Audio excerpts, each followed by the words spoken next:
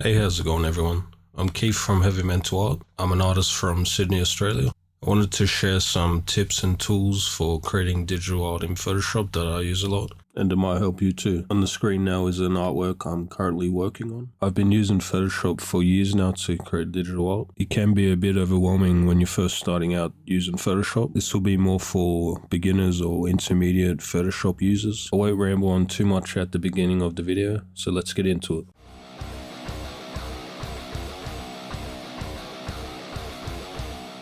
This might seem like an obvious one, but having the correct brush for what you need will help you a lot in creating digital art in Photoshop. I have a few different types of brushes that I use for sketching, line work, textures, details. A lot of the brushes I've brought online. I've also created some of my own, and I've also downloaded some free ones. Just type in Google what you're looking for.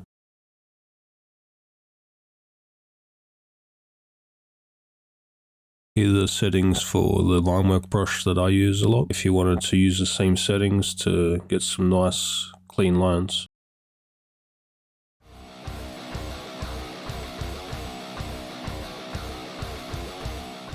I use this quite a bit when I create my art in Photoshop, called Clip to Layer. So basically, if you hover your mouse between two layers while holding the Alt key on Windows, a little arrow will show up, and if you click between the layers, it will clip the top layer into the bottom layer. What this is useful for is when I'm finished all my base color layers, then I can go in and start coloring each different color layer without it going outside of the clip layers. This is very handy. I use it quite a bit, and hopefully it'll help you too.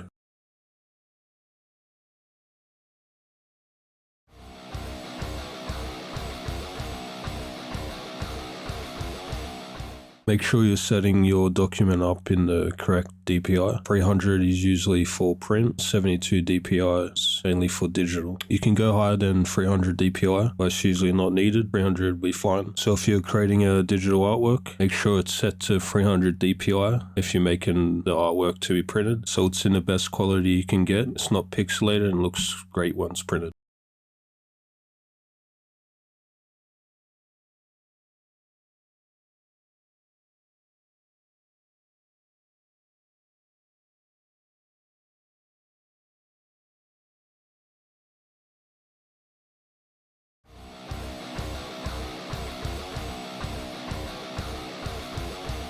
Another good tip is to get comfortable using the keyboard shortcuts. It will make your workflow so much easier. These are a couple of the shortcuts that I use almost every time I use Photoshop. You want to screenshot them for future reference. I use Control-Z quite a bit to undo my mistakes. It's almost like muscle memory at this point. You can also customize the shortcuts to change them to what you want to make it easier for you.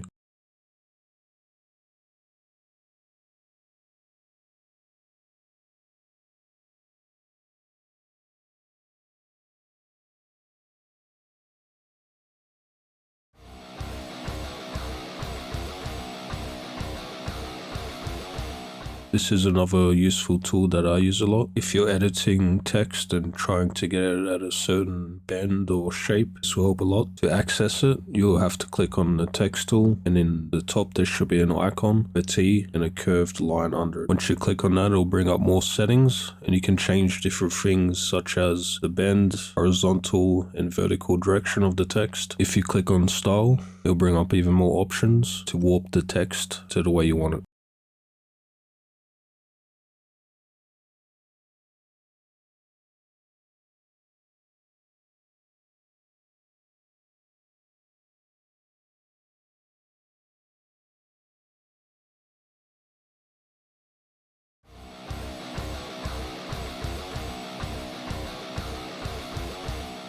If you want to perfectly center an image, object, or layer, pressing Ctrl-A, select the entire canvas, then click on the Move tool. In the top row, you'll have different alignment options for what you need.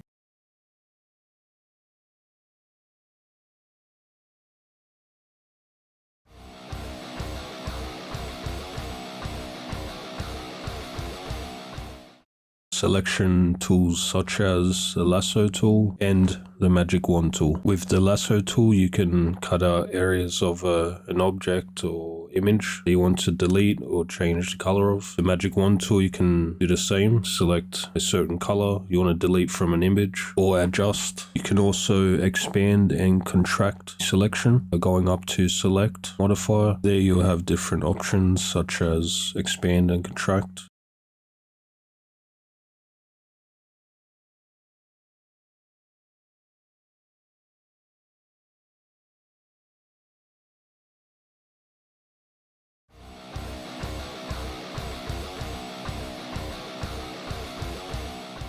Color overlay is also really helpful. It's a quick way to change the color of any layer. Right click on a layer, click on blending options. You'll pull up a window with a lot of different other options that you can put onto the layer. Click on color overlay and then the color palette, and you can adjust your layer to any color that you need. Just be aware that if you have multiple colors on one layer, clicking color overlay will change all those colors to one color. If you click the little eye icon under the layer, it will turn the color overlay effect on and off.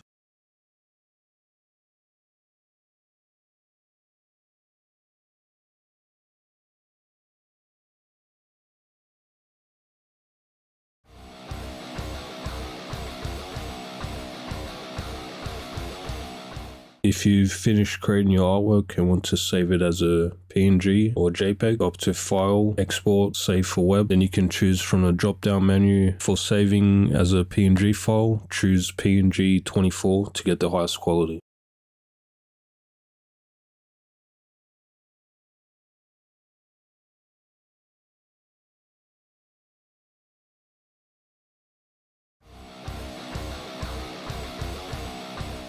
Blend modes are helpful for getting different effects from colors or textures. I use overlay or multiply a lot and then lower the opacity. You just have to experiment a bit with this to get the right texture or effect that you're looking for. This isn't much of a tip, but more advice. Save the artwork or document you're working on often. I don't know how many times I've accidentally closed Photoshop or it froze on me. I had to restart the program and lost a lot of work. So get used to using the shortcut to save. Windows, it's Control S. So yeah, make sure you're saving your work often. Thanks so much for watching. Hopefully this was helpful and you learned something new. Make sure to drop a like and subscribe for more content like this, and leave a comment if you have any questions. Happy to answer them. When I first started doing digital art and using programs like Photoshop, it was a bit overwhelming, especially all the different tools. The more you do it, the better you get at it. I recently brought a new microphone to do more voiceover content for my videos like this. Let me know if the quality is alright or if it needs any updating. Thanks again for watching, and I'll see you in the next video.